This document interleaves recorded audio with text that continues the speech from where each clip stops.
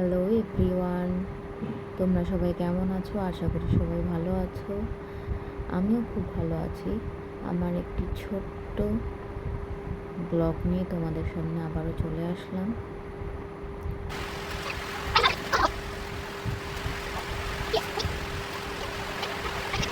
বৃষ্টি ভেজা দিনে আজকে সারাদিনটা ভালোই কেটেছিল। সকাল সকাল উঠে আমি ঘর দোর পরিষ্কার করছিলাম। আমি অনেকদিন বাড়ি ছিলাম না, আমার শরীরটা খারাপ ছিল, বাপের বাড়ি ছিলাম, তাই আর এখন সকাল সকাল উঠে ঘর টরগুলো ভালো করে পরিষ্কার পরিচ্ছন্ন করে মুছে টুছে নিচ্ছিলাম। আর বাইরে খুবই বৃষ্টি পড়ছিল, টুপ টুপ টুপ টুপ করে বৃষ্টি পড়েই যাচ্ছিল, বৃষ্টি থামেনি। তারপরে ছেলে উঠলো, ছেলে ওঠার পরে আমি বিছানাটি যেন পরিষ্কার পরিচ্ছন্ন করলাম। অনেকদিন বাড়ি ছিলাম না, তার জন্য বিছানাটি যেনগুলো খুবই খারাপ অবস্থা ছিল। তার জন্য চাদর টাদরগুলো উঠিয়ে নিয়ে আবার ছেড়ে দিয়ে আবার পেতে পেতে দিলাম। এবার স্নান করে উঠে নিয়ে ছেলেকেও স্নান করে নিয়েছিলাম, কারণ খুবই বৃষ্টি পড়ছিল, পরে যদি না স্নান করাতে পারি।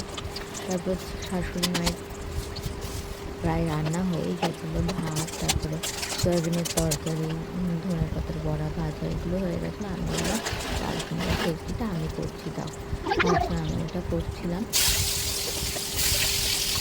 মা বলছিল যে না আমি করছি, যে না আমি করে দিচ্ছি, দাও। আমি পুরোটাই তো করে ফেলেছিলাম, আমি মনে হলো যে আমি এটা করি। আর বাইরে বৃষ্টি করেই যাচ্ছে। বৃষ্টির দিনে বেশ রান্না করা করে বেশ নতুন নতুন রান্না খেতে ভালোই লাগে, কিন্তু ওই খটখটে বৃষ্টি, কাদা, এইগুলো আবার ভালো লাগে না। তোমাদের কেমন লাগে অবশ্যই কিন্তু কমেন্টে জানিও।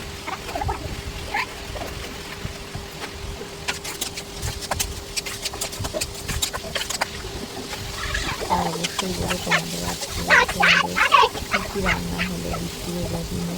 তারপরে আমি ড্রেসগুলো পরিষ্কার করে নিয়ে কমপ্লিট করার পরে পরিষ্কার পরিচ্ছন্ন করে নিজের খাওয়াটা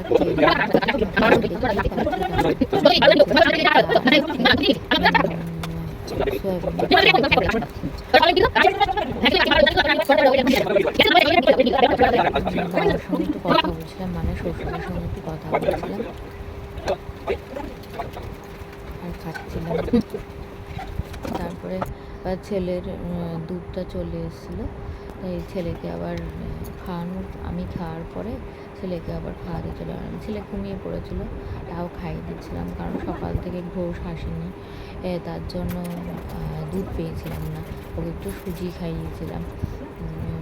তো আমার ছেলে আবার সুজি টুজি অত ভালো খায় না, একমাত্র গরুর দুধটাই ঠিকঠাক মতো খায়, তার জন্য ঘুমন্ত অবস্থায় খাইয়ে দিচ্ছিলাম।